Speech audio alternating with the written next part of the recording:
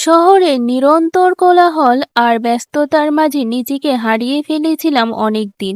মনে হতো জীবনের রঙগুলো যেন ধূসর হয়ে গেছে। তাই কয়েকদিনের জন্য মামার বাড়িতে বেড়াতে গিয়ে যেন আবার নিজেকে খুঁজে পেলাম। মামার বাড়িতে পৌঁছানোর পর থেকেই চারিপাশের পরিবেশটা আলাদা লাগছিল।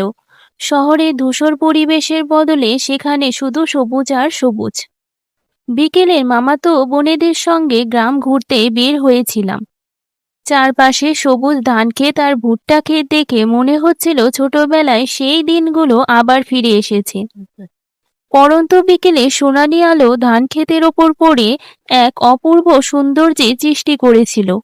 গ্রামের পথ জুড়ে ঝরে পড়া কৃষ্ণচূড়া লাল পাপড়ি যেন প্রকৃতির নিজ হাতে আঁকা এক মনোমুগ্ধকর ছবি।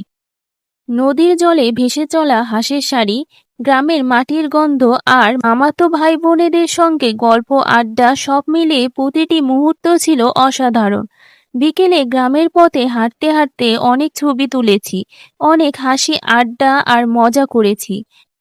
এক বাড়িতে ঘুরতে গিয়ে সুন্দর একটি গোলাপ ফুলও পেয়েছিলাম, যা সেই দিনে স্মৃতিকে আরো রঙিন করে তুলেছিল।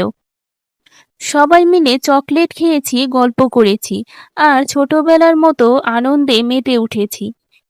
এর মধ্যে বাড়তি আনন্দ যোগ করেছিল দুপুরবেলায় সবাই মিলে সেচ পাম্পে চান করা। ঠান্ডা পানির ছোঁয়ায় গরম দুপুরও হয়ে উঠেছিল প্রাণবন্ত আর আনন্দময়।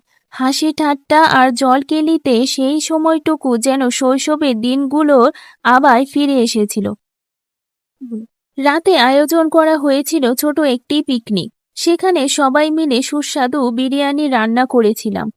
রান্নার সময় একসাথে কাজ করা, হাসি ঠাট্টা আর আনন্দে পুরো পরিবেশটা কুল হয়ে উঠেছিল।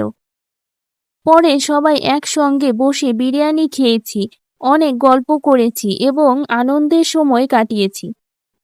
মুহূর্তগুলো হয়তো ক্যামেরায় পুরোপুরি বন্দি করা যায়নি, সব ছবি বা ভিডিও নেই, কিন্তু সেই হাসি, সেই বিকেল, সেই সেচ পাম্পে চান করা, সেই কৃষ্ণচূড়া আর একসঙ্গে কাটানো সময়গুলো আজও হৃদয়ের গভীরে অমলিন স্মৃতি হয়ে রয়ে গেছে। গ্রামের এই বিকেল শুধু একটি ভ্রমণ নয়, বরং শৈশবে হারিয়ে যাওয়া অনুভূতিগুলোকে আবার ছুঁয়ে দেখার এক অপূর্ব সুযোগ। এই স্মৃতিগুলো হয়তো অনেক দিন আমার হৃদয়ে রয়ে যাবে।